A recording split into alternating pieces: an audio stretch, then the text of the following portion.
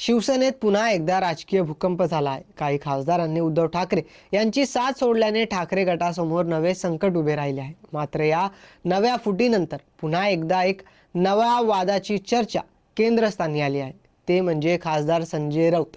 2022 मध्ये एकनाथ शिंदे यांच्या बंडखोरीनंतरही शिंदे गटाच्या नेत्यांनी संजय राऊत यांच्यावर गंभीर आरोप केले होते। आता 2026 मध्ये झालेल्या नव्या फुटीनंतरही पुन्हा त्यांच्यावर बोट दाखवले जात आहेत। पण नेमकं असं का? संजय राऊत हे ठाकरे गटाचे सर्वात आक्रमक आणि प्रभावी वक्ते मानले जातात। रोज सकाळी माध्यमांसमोर येऊन विरोधकांवर हल्लाबोल करणारे नेते म्हणून त्यांची ओळख आहे। मात्र टीकाकारांचा आरोप आहे की माध्यमांमध्ये आक्रमकपणे भूमिका घेण्यापलीकडे त्यांची संघटनात्मक पातळीवर पक्ष वाढवण्यासाठी पुरेसे प्रयत्न केलेले नाहीत। 2022च्या फुटीनंतर ठाकरे गटाला नव्याने उभं करण्याची गरज होती। कार्यकर्त्यांना एकत्र आणणं, नवीन नेतृत्व तयार करणं आणि राज्यभर संघटना मजबूत करणं ही मोठी जबाबदारी होती। पण विरोधकांचा दावा आहे की ही संधी गमावली गेली। दुसरा महत्त्वाचा मुद्दा म्हणजे संवाद शैली।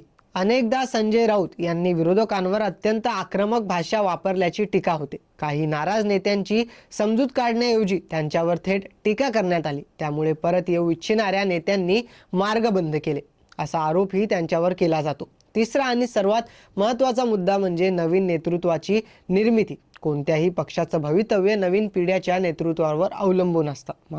मात्र ठाकरे गटात आजही काही मोजक्याच नेत्यांभोवती राजकारण फिरत असल्याचं चित्र विरोधक रंगवत आहेत।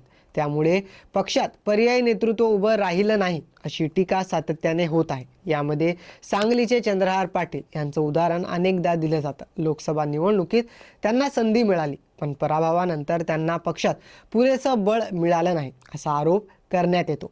दरम्यान संजय राऊत यांच्या समर्थकांचं म्हणणं मात्र वेगळं आहे। त्यांच्या मते शिवसेनेच्या सर्वात कठीण काळात संजय राऊत खंबीरपणे उद्धव ठाकरे यांच्या पाठीशी उभे राहिले। शिंदेंच्या बंडानंतर पक्षाची बाजू जनतेसमोर मांडण्याचं काम त्यांनीच केलं। तसेच महाविकास आघाडीची स्थापना घडून आणण्यासाठीही त्यांनी मोठी भूमिका बजावली। मात्र विरोधकांचा दावा आहे की काँग्रेस आणि राष्ट्रवादी सोबत जाण्याचा निर्णय हा शिवसेनेच्या मूळ हिंदुत्ववादी मतदारांना दूर नेणारा ठरला। याच निर्णयामुळे पुढे शिंदे बंडाचा मार्ग मोकळा झाला। आज परिस्थिती अशी आहे की ठाकरे गटाच्या प्रत्येक यशा आणि अपयशामागे संजय राऊत यांचं नाव जोडलं जात आहे। पक्षातील वाढत्या नाराजीपासून ते नव्या फुटीपर्यंत अनेक प्रश्न त्यांच्या भोवती फिरताना दिसत आहेत। खरंच संजय राऊत हे ठाकरे गटासाठी ताकद आहेत की अडचण? ठाकरे सेनेच्या घसरणीला ते जबाबदार आहेत का, की पक्ष वाचवण्यासाठी संघर्ष करणारे तेच एकमेव नेते आहेत? तुम्हाला काय वाटतं? तुमचं मत आम्हाला कमेंटमध्ये नक्की सांगा आणि व्हिडिओ आवडला असेल तर लाईक, शेअर आणि आमच्या यूट्यूब चॅनलला सबस्क्राईब जरूर करा।